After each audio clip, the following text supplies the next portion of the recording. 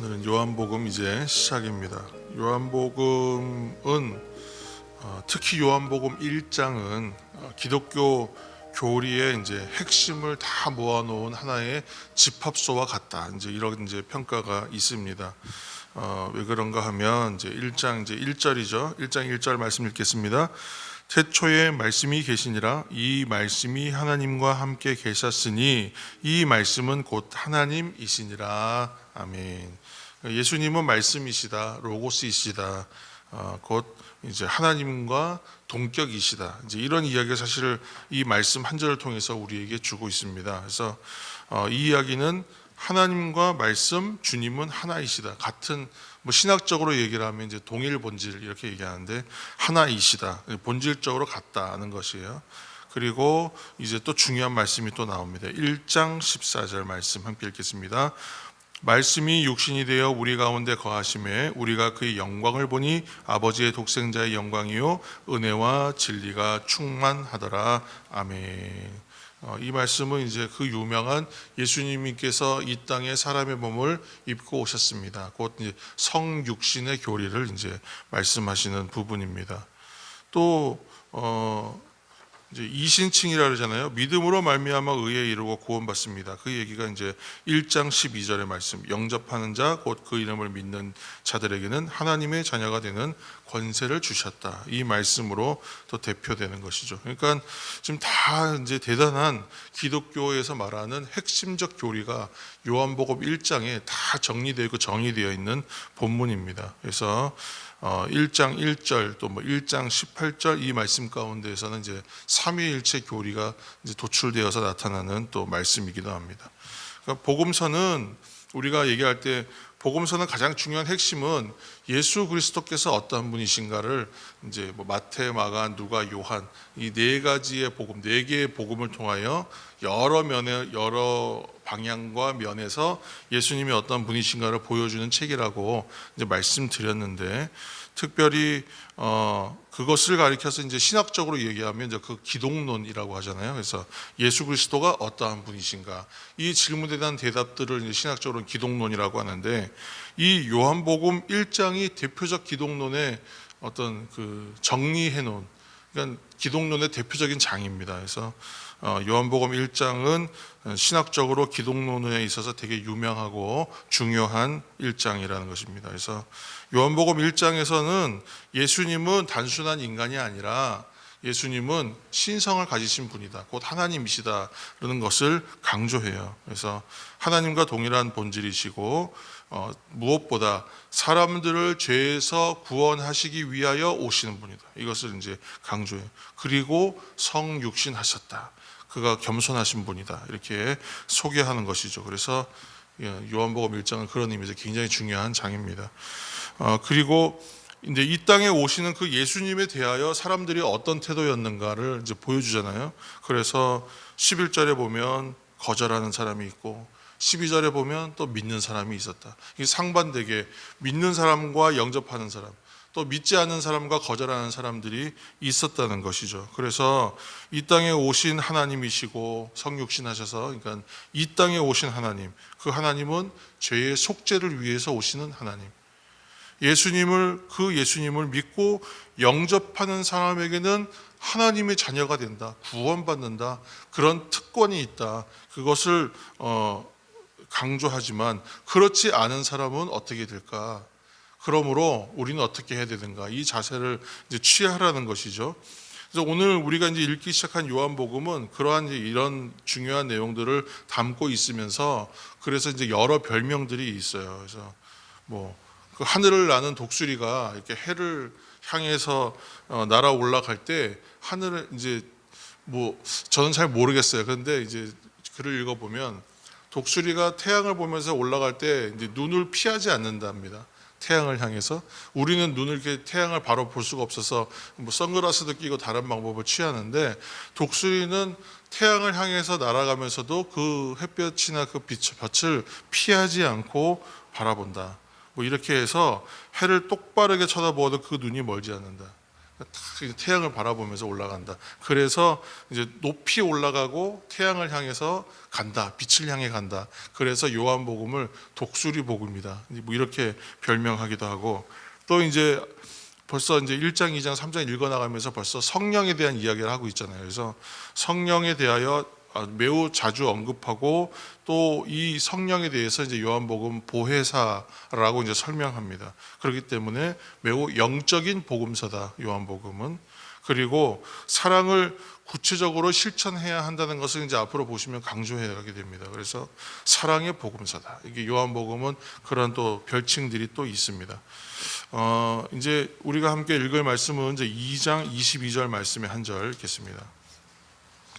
요한복음 2장 22절 말씀입니다. 요한복음 2장 22절 함께 읽겠습니다.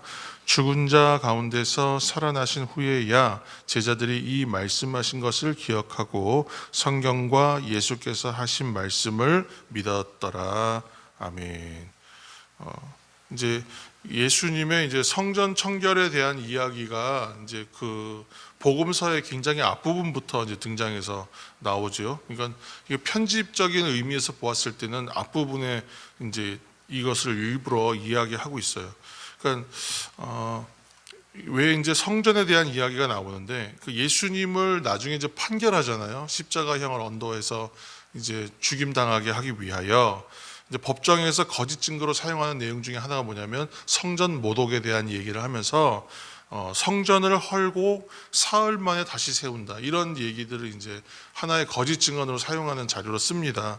근데 이 얘기가 사실은 어떤 의미였는지를 요한복음에서 밝히고 있잖아요. 그 얘기는 예수님의 죽으심과 다시 살아나시는 것에 대하여, 예수님께서 죽으셨다가 다시 살아나실 것, 사흘 만에 부활하실 것에 대한 말씀의 의미로 성전을 헐고 사흘 만에 다시 세운다라는 말씀을 하신 것이었다라고 지금 이제 설명하고 요한이 증언해요.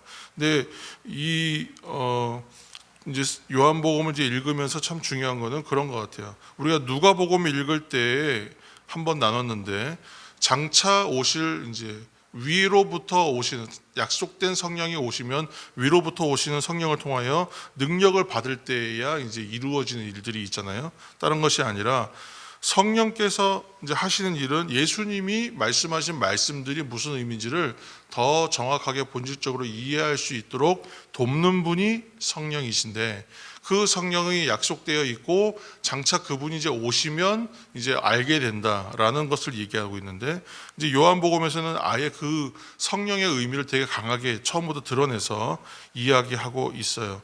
그래서 칼빈이 이런 얘기를 했거든요. 설교를 뭐라고 했냐면 외적 증거다. 그런데 또 성령께서는 내적 증거다, 이렇게 말했어요. 그 무슨 얘기냐면 설교를 듣잖아요, 우리가 증거로서, 증언으로서. 그런데 그 말씀을 들어도 우리가 알 것 같아요. 아는 것 같지만 그 말씀이 진짜 알미 되고 알게 하시는 분은 성령이 하신다는 거예요. 그러니까 바깥에서 드러나는 증거로서 선포하고 이야기하는 건 사람이 하고 설교나 다른 방법으로 증언하지만, 그것을 우리의 내적 증거가 되도록 하시는 것은 성령께서 하시는 것이다, 그렇게 얘기합니다. 그러니까 예수님 부활하신 이후에 성령을 통하여 말씀들이 증거되고 이해된다는 것을 우리가 누가복음 얘기할 때 마지막 부분에서 한번 말씀을 드렸었는데, 지금 이제 그런 내용들을 지금 이제 요한복음은 전면에 아예 그냥 내놓고 처음부터 그 부분을 강조하는 거예요. 그래서 오늘날 우리가 얘기할 때에 제가 제일 좋아하는 표현 중에 하나예요. 성령의 조명을 받아야 합니다라고 하는 것이죠. 그래서 성령의 조명, 곧 성령께서 빛을 비춰 주실 때에 우리가 말씀을 기억하고 말씀대로 살아갈 수가 있습니다. 말씀대로 살겠습니다, 말씀의 뜻대로 살겠습니다, 더 나아가서 주님의 뜻대로 살겠습니다라는 우리의 고백을 드릴 때에는 성령의 조명, 성령의 빛 비춰주심, 성령께서 열어주시는 은혜가 없으면 그 일은 불가능한 것이었다. 그래서 우리가 주님의 뜻대로 이미 살고 있고 말씀대로 살려고 애쓰고 있잖아요. 그리고 또 실제로 말씀대로 살죠. 그것은 이미 성령의 조명을 받고 있는 것이라는 겁니다. 다만 이제 이 부분에 대해서 우리가 조금 더 예민해야 되는 것은 있어요. 이렇게 성령께서 늘 우리와 함께하고 계시는데 성령이 함께하고 계신다는 것을 우리가 잊고 산다는 것, 인식하지 못한다는 것.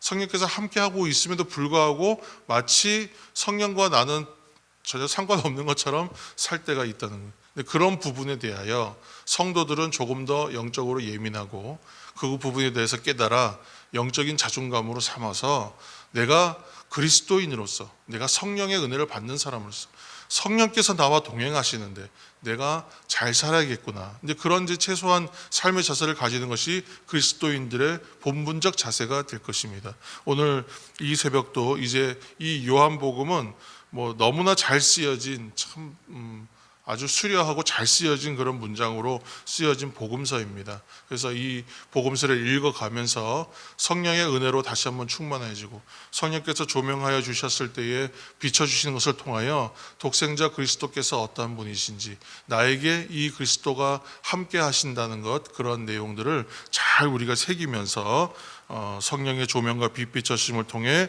말씀을 기억하고 말씀대로 살아가는 시간들이 될 수 있도록, 은혜가 충만할 수 있도록 인도하여 주옵소서. 함께 기도하시면서 우리 요한복음 계속 또 읽어갔으면 좋겠습니다.